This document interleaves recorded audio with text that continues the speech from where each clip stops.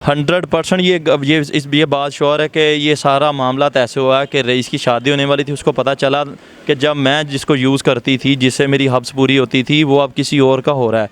ये सारा गुस्सा उसने रईस पे निकाला। कैसे निकाला वो सारा आपके सामने। उसको इतनी दर्दनाक मौत दी के लिए नहीं आया। हमें किसी ने आज तक, उस दिन से लेके आज तक किसी ने को पूछा नहीं आया कि तुम मरे हो, ज़िंदा हो, किस हाल में हो। मेरा बूढ़ा माँ बाप है, आज भी वो सदमे में। मेरे बाप को फालिज का अटैक हुआ है। मेरे माँ बाप दोनों हार्ट पेशेंट है। ठीक है, अटैक बाद में हुआ था। मेरे वालिद को फालिज का अटैक सदमे के साथ उसी दौरान हुआ। मेरे वालिद साहब बोल नहीं सकते, इसी सारे सदमे की वजह से उनको फालिज हुआ है। वो जवान बेटा है, उसका लफ्ते जिगर था एक माँ बाप का, वो बिछड़ गया। कहाँ से उनको ला के दें। ठीक है, अब कानून जो है, कानून कहाँ है। ठीक है, आला अफसरान कहाँ है। उनको हर रोज़ नए कपड़े मिलते हैं पहनने के लिए, धुले हुए इस्त्री किए हुए मिलते हैं।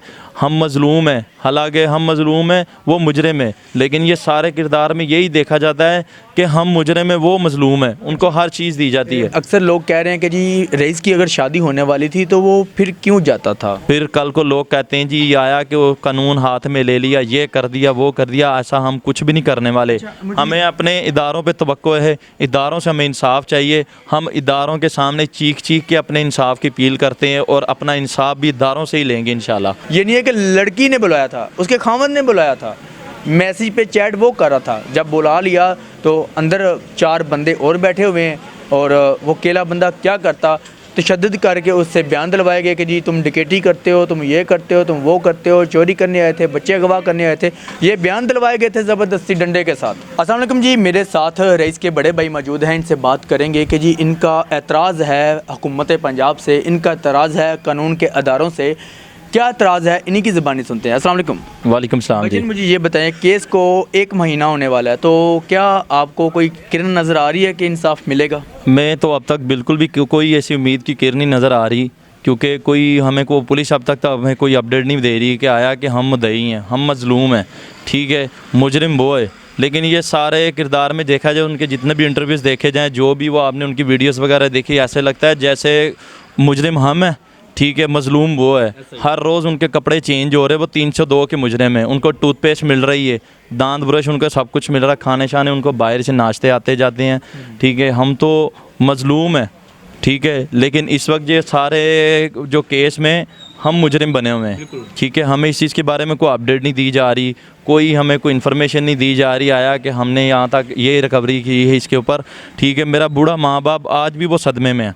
ठीक है, वो सदमे में हम किससे जाके इंसाफ मांगे। आला अफसरान से हम लोग तो अपीलें कर कर के मर चुके हैं, लेकिन कोई हमारी दाद रसी के लिए नहीं आया। घर पे भी नहीं आया कि जी चलो अफसोस ही करें कोई। मैंने आपको बताया कि जिस दिन से हमारे साथ इंसिडेंट हुआ 1 महीना होने के करीब है, कोई भी हमारी दाद रसी के लिए हमारे घर पे कोई भी ऐसा कोई आला ओहदेदारान किसी ने फ़ोन करके किसी ने कांटेक्ट करने की कोशिश नहीं की। ठीक है, कहाँ इदारे सो रहे हैं। एक माँ का लाल बिछड़ गया, इदारे सो रहे हैं। आला अफसरान कहाँ है आला अफसरान। यहाँ किसी मेजर की बिल्ली मर जाए, ठीक है, तो सारी रात हॉस्पिटल खुले रहते हैं, अदालतें लगी रहती हैं। इधर एक माँ का लाल, एक आम शहरी का लाल। ठीक है, माँ का लाल बिछड़ गया, इस दुनिया से लफ्ते जिगर बिछड़ गया। तो यहाँ बहनों का भाई बिछड़ गया। यहाँ हमें कोई पूछने वाला नहीं आया, हमारी कोई दाद रसी करने के लिए नहीं आया। ये कहाँ का कानून है। ठीक है, ये मेरा आला अफसरान से ये इस चीज़ का मुतालबा है। ये कहाँ का कानून है। खुदारा इस चीज़ के ऊपर नज़र दें।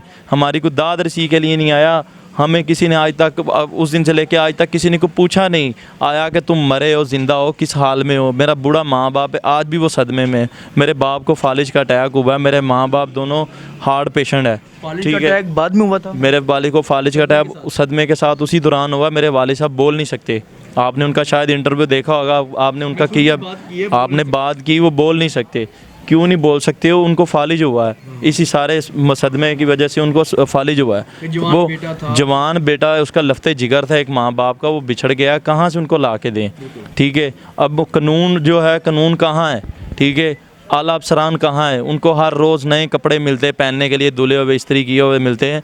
हम मज़लूम हैं, हालांकि हम मज़लूम हैं, वो मुजरिम है। लेकिन ये सारे किरदार में यही देखा जाता है कि हम मुजरिम हैं, वो मजलूम है, उनको हर चीज़ दी जाती है। बट मुझे ये बताएं कि अक्सर लोग कह रहे हैं कि जी रईस की अगर शादी होने वाली थी तो वो फिर क्यों जाता था? रईस की जब शादी, आप ये इस बात की भी मैं आपको क्लियर करता चलूँ, रईस की शादी होने वाली थी जब जैसे मैंने आपको पहले भी बताया कि 8 दिन पहले, 6-7 दिन पहले रईस को उसने अपने घर बुलाया। रईस जब वहाँ से भाग कर आया तो रईस को उसने कॉल की, तुम्हारी चीज़ें मैंने सेव कर ली, 2-3 दिन तक मैंने मामा की तरफ आना, तुम ले लेना।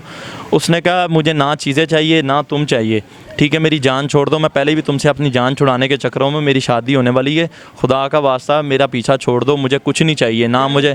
ऐसा हो सकता है कि रईस उसकी जान छोड़ना चाह रहा था, वो छोड़ना नहीं चाह रही थी, वो इस चीज़ का बदला ले रही थी कि इसकी शादी हो जाएगी? 100% ये बात श्योर है कि ये सारा मामला ऐसे हुआ है कि रईस की शादी होने वाली थी। उसको पता चला कि जब मैं जिसको यूज़ करती थी, जिससे मेरी हब्स पूरी होती थी, वो अब किसी और का हो रहा है।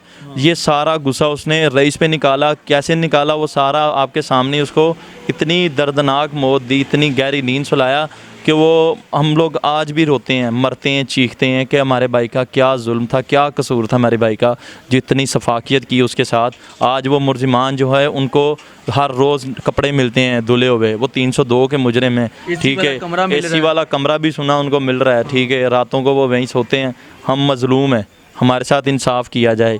फिर लोग कहते हैं कि कानून हाथ में ले लिया, हमने तो कानून कोई भी हाथ में नहीं लिया, हमें अपने इदारों पे भरोसा है, लेकिन इदारे हमारे ऊपर कोई तवज्जो नहीं कर रहे, ठीक है। खुदारा इस चीज़ के ऊपर नज़र दें, इस चीज़ के ऊपर तवज्जो दें, ठीक है। फिर कल को लोग कहते हैं जी ये आया कि वो कानून हाथ में ले लिया, ये कर दिया, वो कर दिया, ऐसा हम कुछ भी नहीं करने वाले।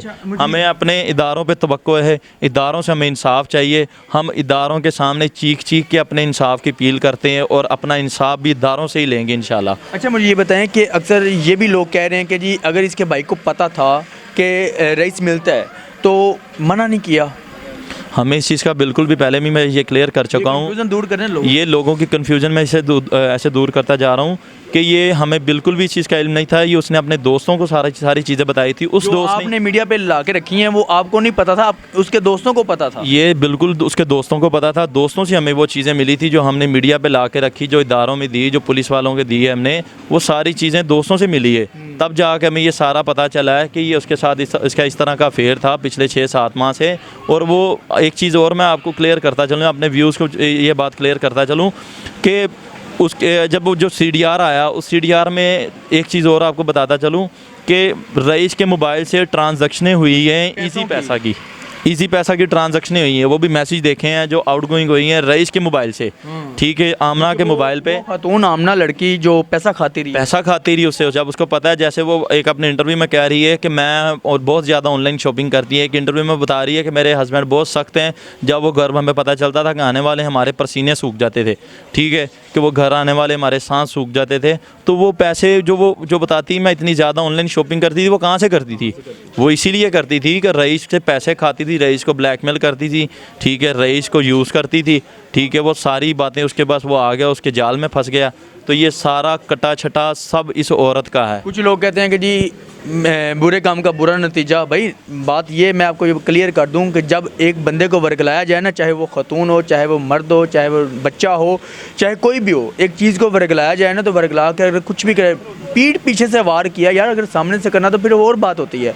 पीठ पीछे से वार किया, बुलवा लिया, लड़की बन के उसके खामन ने घर में बुलाया, ठीक है। ये नहीं है कि लड़की ने बुलाया था, उसके खामन ने बुलाया था, मैसेज पे चैट वो कर रहा था। जब बुला लिया तो अंदर 4 बंदे और बैठे हुए हैं और वो अकेला बंदा क्या करता, तशद्दुद करके उससे बयान दिलवाए गए कि जी तुम डकैती करते हो, तुम ये करते हो, तुम वो करते हो, चोरी करने आए थे, बच्चे अगवा करने आए थे।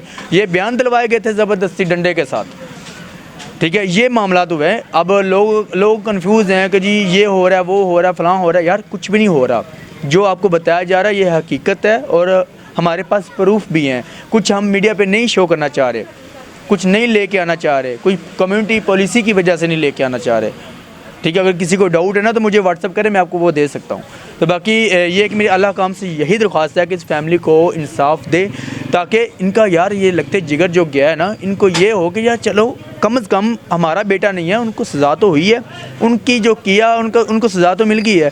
क्योंकि आज अगर इनको सज़ा नहीं ना मिलेगी तो कल को कोई और बेटा, मैं कोई और जगह पे, मतलब कोई और भी बंदा हो सकता है किसी के साथ भी ऐसा हादसा हो सकता है। बाकी मेरी आपसे यही दुख्वास्त है, मेरे अल्लाह काम से यही दुख्वास्त है, मेरे कानून के अदारों से यही दुख्वास्त है कि इस फैमिली को जल्द से जल्द इंसाफ दें ताकि वो जो बूढ़े माँ बाप इंतज़ार कर रहे हैं उनको भी सुकून मिले।